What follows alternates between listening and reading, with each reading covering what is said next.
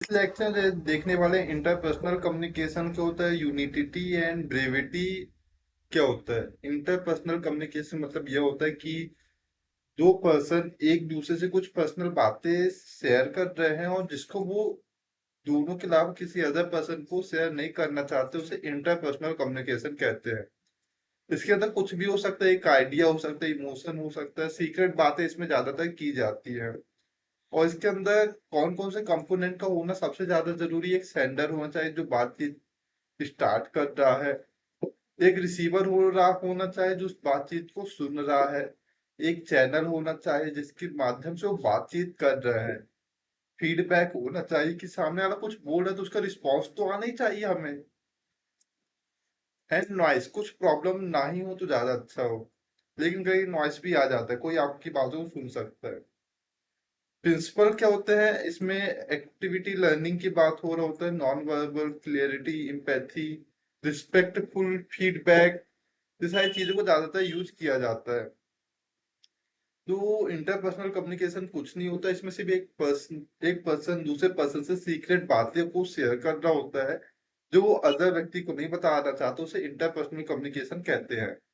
Role of unity, एकता क्या होता है, जब हम टीम वर्क कर रहे होते हैं तो हमें टीम वर्क की जरूरत हो रही होती है, जब किसी हम बड़े काम को कर रहे होते हैं या कंपनी खोल रहे होते हैं, तो वहां पास हमारे लिए क्या क्या जरूरी होना चाहिए। हम एक लीडरशिप का होना बहुत जरूरी है, रिलेशनशिप बहुत अच्छा होना चाहिए, टीम वर्क होना चाहिए, ऑर्गेनाइज होना चाहिए, सोसाइटी होनी चाहिए। तब आप यूनिटी की बात कर रहे होते हैं, तब वहाँ कम्युनिकेशन में एकता की बात हो रही होती है। तब आप अच्छे से इफेक्टिवली लीडरशिप की जरूरत पड़ रही होती है, इम्पैथी के साथ बात करना होता है, साथ में अंडरस्टैंडिंग होना चाहिए, आप क्या क्या गोल है, क्या ऑब्जेक्टिव है, वो क्लियर होना चाहिए, कम्युनिटी बिल्डिंग होनी चाहिए, कैसे आप एक दूसरे को एक साथ जोड़ सकते हैं, एंड कम्युनिकेशन सोशल साइड होना चाहिए। साथ में एक टॉपिक और आता है, ब्रीविटी या क्लियरिटी। मतलब क्या होता है, जो आप बात को बोल रहे हैं वो कितना क्लियर बोल रहे हैं। कहते हैं कम बोलो, जितनी जरूरत है उतना बोलो, तो यहाँ पास वही किया जाता है। इफेक्टिव कम्युनिकेशन का उपयोग किया जाता है, जो बातें जरूरी नहीं उन बातों का उपयोग नहीं किया जाता, उसे ब्रीविटी ऑफ कम्युनिकेशन कहते हैं। अब बात की जाए तो ब्रीविटी ऑफ कम्युनिकेशन किसी भी लैंग्वेज के थ्रू कर सकते हैं, वर्बल कम्युनिकेशन कर सकते हैं, नॉन वर्बल कर सकते हैं, वर्ड के थ्रू वर्डलेस कम्युनिकेट कर सकते हैं, ओरल कर सकते हैं, रिटर्न कर सकते हैं। अब देखते हैं फॉर्म ऑफ कम्युनिकेशन, कम्युनिकेशन के कौन कौन से फॉर्म है। पहला फॉर्म है कि जब हम एक व्यक्ति दूसरे व्यक्ति से बातचीत कर रहा होता है तो उसको कितने वे से बात कर सकते हैं, कितने तरीके से एक व्यक्ति दूसरे तरीके से बात कर सकता है, उसे फॉर्म ऑफ कम्युनिकेशन कहते हैं। जैसे वर्बल कम्युनिकेट कर सकता है, बोल के एक दूसरे से बातचीत कर सकते हैं, फिर लिखकर भी आप बातचीत कर सकते हैं, non verbal voice less communicate कर सकते हैं, इशारों से बात कर सकते हैं, सोशल मीडिया के थ्रू कम्युनिकेट कर सकते हैं। तो ये फॉर्म ऑफ कम्युनिकेशन होता है। अब इनको शॉर्ट रिवीजन करते हैं, हमने क्या क्या पढ़ा।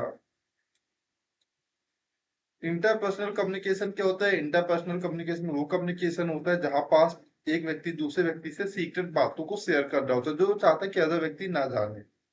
इसके अंदर कौन कौन से कंपोनेंट होना चाहिए। पहला होता है sender, receiver, channel, feedback, noise होते हैं। जब तक कोई बताने वाला नहीं होगा तो उसको सुनने वाले होने का कोई फायदा नहीं है। अब बताने वाला सुनने वाला है तो एक माध्यम भी होना चाहिए जिसे चैनल कहते हैं, और जो मैं बता रहा हूँ उसका रिस्पॉन्स भी तो आना चाहिए जिसे हम फीडबैक कहते हैं।